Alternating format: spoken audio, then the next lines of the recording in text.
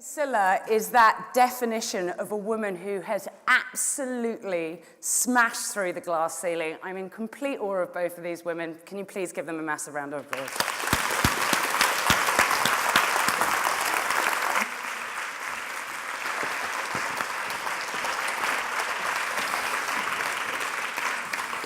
We're definitely not risking those stools. Hi everyone, it's lovely to be here to see you all in this magnificent space. Well done, Ali, for bigging this amazing thing up.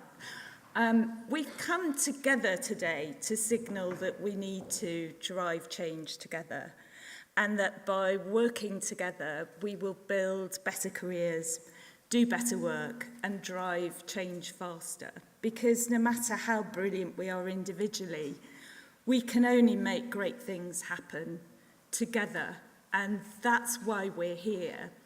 But we recognise the huge scale of the task, as Claire just outlined so clearly. We have a mountain to climb. You're going over to me straight away, right? I've got it here. She's very organised. I was like, oh my God, it's much more intimidating than I thought it was going to be. Now I find out it's your fault that it's bigger. So, right, okay. But actually, it's fantastic to see so many lovely faces out here. And actually, to the point of together we're stronger, I do think as a collective, women are so supportive, and we should never ever lose that. Let's not become like guys. Let's not stab each other in the back. So, I just wanted to take you through, as being a sort of one of the few female creatives of my age out there, let's be honest, people are always asking me, why are there so few female creatives? What happens? And I know John Hegarty always sort of would have this conversation with me, is it about the fact that you have babies? Is that you just don't want to work anymore? I just thought, no, it's not that. And it made me go back and look at what I really believed was happening. And still today, 63% of all art and design students are female. And I think later on somebody's going to talk about what happens, and they're going to have much more scientific facts than my theories. But I was thinking, now what on earth happens to them? On the clicker. That's me thinking.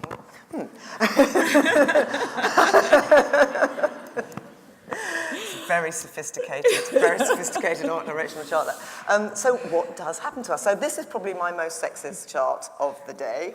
And I know it's a massive, massive kind of assumption. But actually, if you think about it, men and women generally have slightly different tastes. I do happen to like blue too.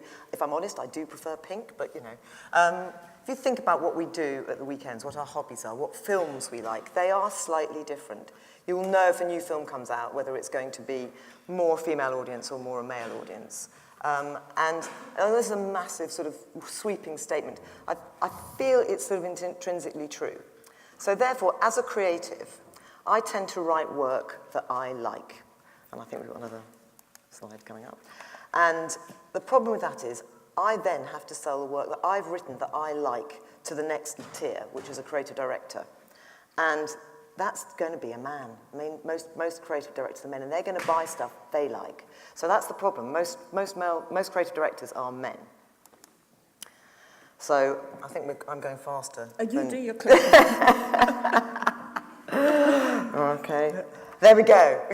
Caught up. So the problem is, my work is being judged by somebody who fundamentally is going to have a slightly different taste to me. So if they like my work, and if it's bought, it then has to get bought by the client. And guess what?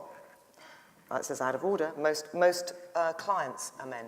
And then, if that's bought and it's going to be made, most photographers, most directors, most of them are men. So they've all got the male gaze that is now influencing and changing my work. And you have to be really, really strong to keep it through and to keep it to that original idea. And then guess what? You know, if my career is going to improve, and I'm just hoping, if my career is going to improve, I'm going to need to win an award.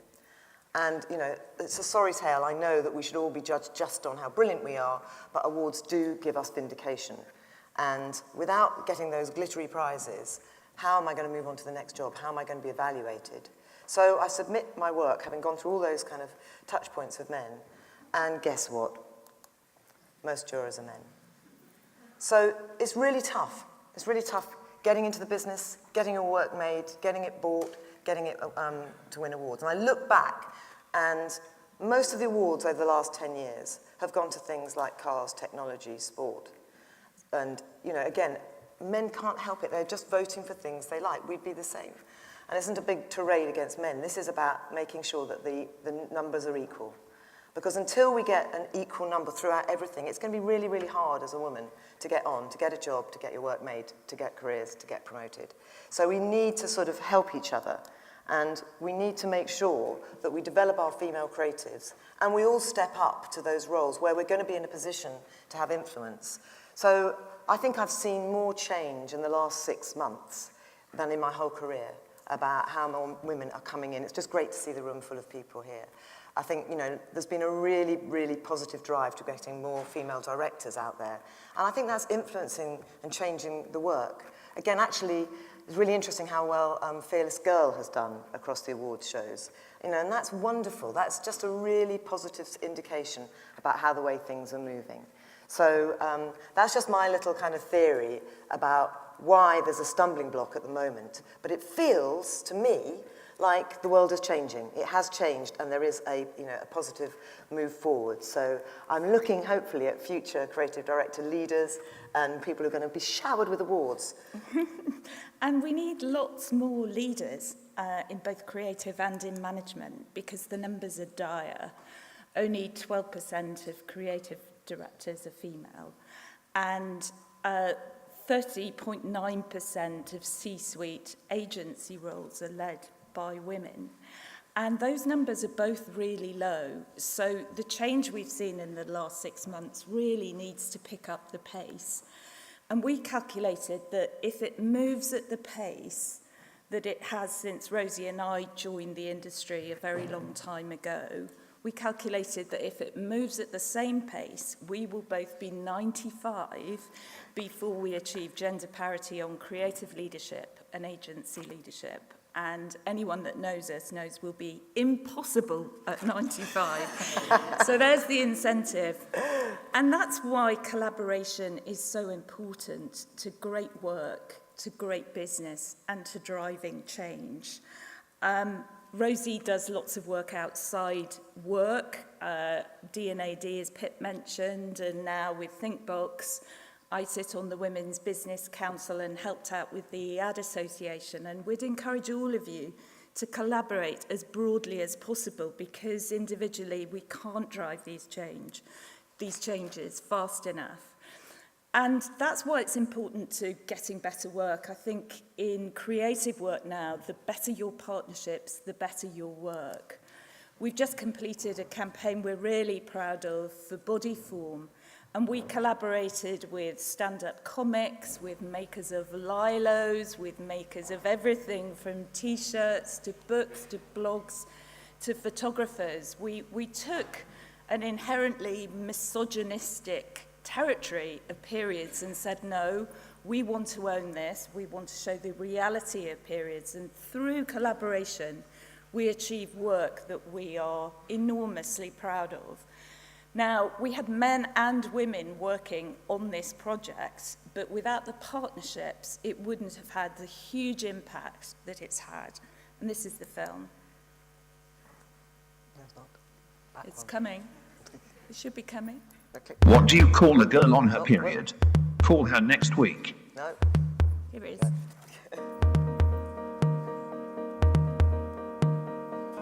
The scarlet chariot, the needle in harp, pomegranate molasses.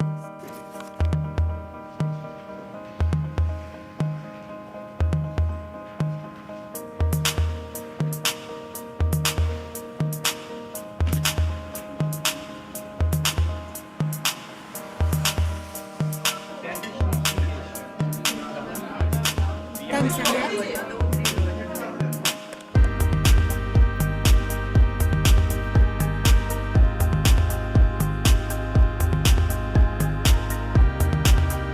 Now with an ultra brilliant core.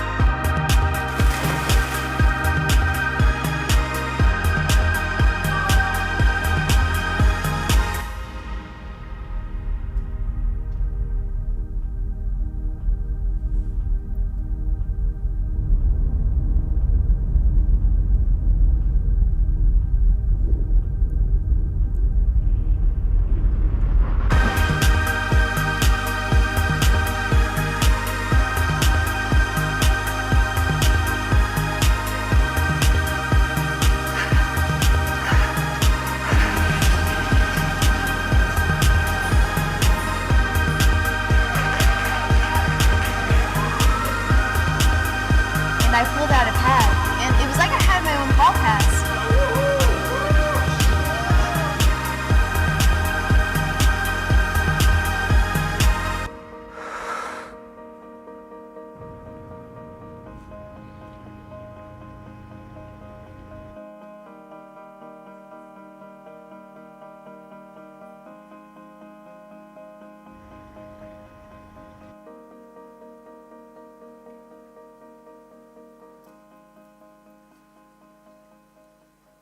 And if ever there was a lesson in not taking no for an answer, that campaign was that lesson. And I think through collaboration, you have to stand together and not take no for an answer, not just in our workplace structure, but on work to break barriers. We do have to stand together and stand really firm. We've also done that on Maltesers. I'd like to show 2 Maltesers films that we've just developed through collaboration. We worked with Stonewall on lesbian dating. We worked... Oh, the sound has gone. Oh, okay. This is me. Hi, I'm Sarah. Please date me. Oh. Almost like I'm being discriminated against or something. Well. It's because you're a lesbian. No. Because you're a vegetarian. No. What is it then? Come on. I'm an accountant. Oh my God, that's disgusting. That's not natural. Do your parents know? Haven't told them yet. Ooh, to be a fly on that wall. And all breaking barriers, I don't think we've seen ads about lesbian dating. We certainly haven't seen ads about the menopause. And here's the second one that's just launched. Come on, we've heard the rumours. All right. There I was, mid-work presentation. Tim and the rest of the team sitting opposite me. I know. Suddenly, I'm boiling. Another flush. So I whipped off my jumper, flapping madly to cool down. I'd only taken off all the layers, hadn't I? All of them. All of them. Full beam. Oh, stop kidding yourself, dear.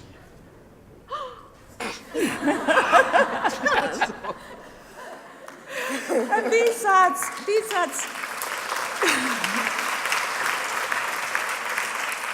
And you wouldn't believe how hard it is to develop those ads and get them really right. And were it not for the partnership, I think, with Channel 4 on disability and with Scope, we wouldn't have had the courage to take that giant leap. And when you do, as Claire was saying, sales are the result of it. The client's been promoted so many times, she's now in the stratosphere. And we feel enormously proud of what we've done.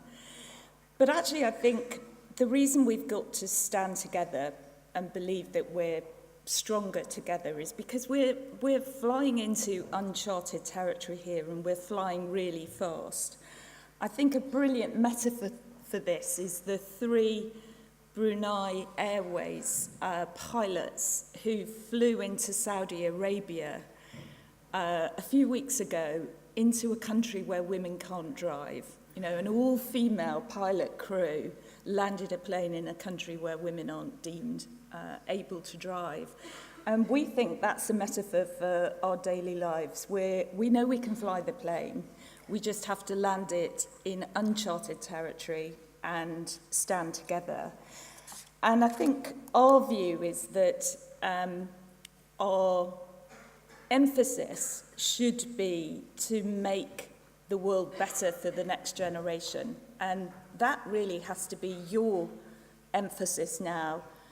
You've got the volume, you've got the weight of support, you've got the impetus to do this, but we should be focusing on next generation and the next generation after that. I think it's equipping that next generation to outdo us in every field.